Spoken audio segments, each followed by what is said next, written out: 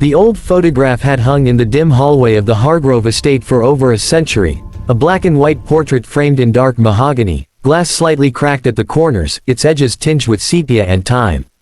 To most visitors, it was nothing more than an antique family photo from 1910, a proud father in a pressed suit, a delicate mother with her hair pinned high, and their 3 children, 2 boys and a small girl, no older than 7, sitting in the center. But to Evelyn Moore, a 27-year-old restoration artist from Chicago, something about the girl's hands made her heart race the first time she saw it.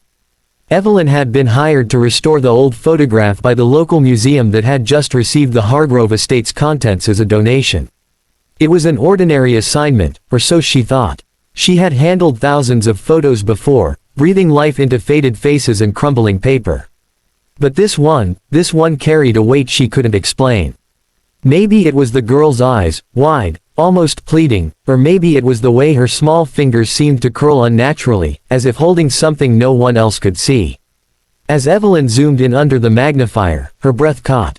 There was a faint outline, barely visible, beneath the girl's right hand. Something that didn't belong. Her fingers weren't resting on her lap like they should have been. They were curled around something. But the object was blurred, almost as if someone had tried to erase it from the print. That night, Evelyn couldn't sleep. Her mind kept replaying the little girl's face. The sadness behind those pale eyes, the forced smile that didn't reach her cheeks. She tried to shake it off, telling herself it was just another photograph, another restoration.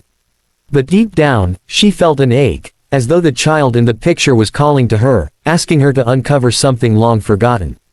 The next morning, Evelyn went back to the museum early. The halls were quiet, filled with the scent of old wood and varnish. She unlocked the small lab, flipped on her desk lamp, and began to carefully lift the layers of dust and grime from the photograph's surface. Under the ultraviolet light, the girl's hands glowed faintly, and there it was again, that shadowy shape, hidden beneath her palms. It wasn't random, it was deliberate. Someone had altered the original image. She adjusted the filters, heart pounding. Slowly, an outline emerged, a small handprint, not belonging to the girl at all. The fingers were larger, stronger, and darker, as though another hand had been guiding hers. But when she looked at the rest of the family, none of them were near enough to have touched her. It was as if someone unseen had been there. Evelyn's curiosity turned into obsession. She began researching the Hargrove family, combing through archives, census records, and local newspapers from the early 1900s. The Hargroves were one of the wealthiest families in rural Massachusetts at the time. The father, Charles Hargrove, was a respected banker. The mother, Lillian, was known for her charity work. They had 3 children, Edward, Samuel, and little Clara, the girl in the photograph. But as Evelyn dug deeper, she found something chilling. Clara Hargrove had died just weeks after the photo was taken. The cause was listed as accidental drowning in the family pond behind the estate. She was 7. The record noted that her mother found her body alone by the water's edge, her hands tightly clasped, as though she'd been holding onto someone who wasn't there. Evelyn sat back, tears welling in her eyes. There was something unbearably sad about the thought of that child, frozen forever in that photograph, her final days forgotten. Yet she couldn't shake the feeling that the photo was trying to tell her something more. Later that evening, as the sun dipped behind the museum's windows, Evelyn began her final cleaning pass. Her brush moved slowly over the girl's image. Then, beneath the surface layer of varnish, she noticed faint writing etched in the bottom corner, almost invisible to the naked eye. She leaned in. The words were scrawled in shaky cursive, "Forgive me, my darling." Her pulse quickened. Who had written that? The father? The mother? The more she thought about it, the more she needed to know. She dug deeper into the archives and discovered something shocking. Newspaper clippings from 1911, a year after Clara's death, detailing the mysterious disappearance of the family's housekeeper, a young woman named May Turner. May was only 23. She had come from a nearby orphanage to work for the Hargroves. One night, after Clara's funeral, she vanished without a trace. Some said she'd run away. Others whispered she'd been dismissed in disgrace. But there was no evidence either way, and her name had been all but erased from family records. Evelyn began piecing together the fragments. A young maid, a dead child, a hidden hand in a photograph, and a message of guilt carved into the print. She couldn't help wondering, what if the family photo wasn't just a portrait? What if it was a confession? Driven by a mix of compassion and fear, she returned to the estate the next morning. The museum had temporarily opened it for cataloging, and Evelyn used her credentials to enter. The house was eerily silent, the air heavy with the smell of dust and memory. She made her way down the grand staircase, her flashlight beam gliding over faded wallpaper and broken picture frames. When she reached the sitting room, the very spot where the family portrait had likely been taken, she stopped.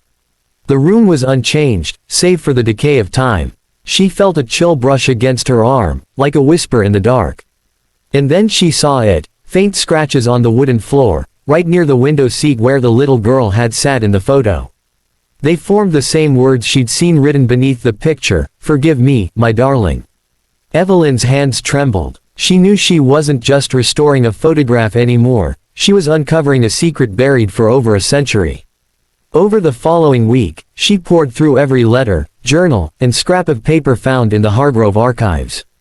In one of Lillian Hargrove's diaries, a delicate leather-bound book, she found a final entry dated August 2, 1910, 2 days after Clara's death. Greater than, she followed May to the pond again. I told her not to, but she adored her so. I did not see what happened, only that Charles was shouting, and May was crying, saying she tried to save her. My sweet Clara's hands, they would not let go. The entry ended there. No mention of what happened to May afterward. No explanation, only grief. Evelyn read the words again and again, her eyes stinging. It became clear, Clara's drowning wasn't an accident. Something tragic had unfolded by that pond, something the family had buried with silence and shame. The next evening, Evelyn visited the pond herself. It was still there, behind the crumbling mansion, overgrown with reeds and moss, the water murky and still. She knelt at the edge, the autumn wind stirring her hair. "I'm sorry," she whispered, not even sure who she was speaking to, the little girl, or the maid whose life had vanished in silence. That night, she returned home, heart heavy yet strangely at peace. She placed the restored photograph on her desk. The image now gleamed, every detail crisp and hauntingly alive. The family's faces looked serene, all except Clara's.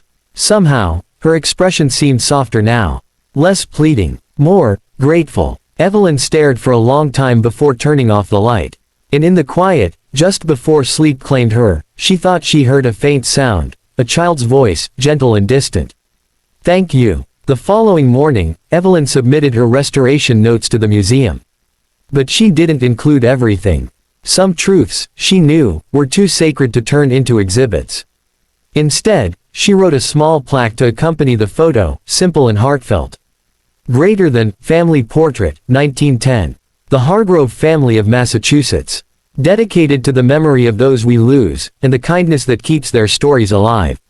The exhibit opened to quiet acclaim. Visitors lingered at that photo longer than any other. Parents would take their children's hands and whisper something softly before moving on. No one could quite explain why the picture felt so emotional, why the little girl's gaze seemed to follow them with such tenderness. Weeks later, as Evelyn stood in the gallery watching people stop and stare, an elderly woman approached her. She had silver hair, kind eyes, and a cane polished smooth from use. "You restored this, didn't you?" she asked. "Yes," Evelyn smiled. "It's one of my favorites." The woman nodded slowly, tears glinting in her eyes. "My grandmother used to tell me stories about the Hargroves," she said. "She was a servant girl there once, May Turner's younger sister." Evelyn's breath caught. "Your grandmother?" "She said May loved that little girl like her own," the woman whispered. "Tried to save her when she fell into the pond. But Mr. Hargrove blamed her, said no servant should touch his child. He dismissed her that same night. She disappeared soon after. No one ever found her body." The words hung in the air like a ghost finally given voice. Evelyn's eyes filled. I think she wanted to be remembered." The woman reached out, squeezing her hand. "And you did that. You brought her back." When the woman walked away, Evelyn turned to look at the photo again. For a brief moment, the sunlight caught the glass just right, casting a golden reflection across Clara's hands. And there, for the briefest, most fleeting instant, Evelyn saw another pair of hands beneath hers. Larger, protective, holding on gently. Then the light shifted, and the image was still once more. Evelyn smiled through her tears. The mystery of the Hargrove photograph had finally found peace, not through revelation or fame, but through compassion, through the simple act of remembering that every story, no matter how long forgotten, deserves kindness. And as the museum lights dimmed that evening, the portrait of 1910 seemed to glow softly, a timeless reminder that love, even buried in silence for over a century, never truly fades.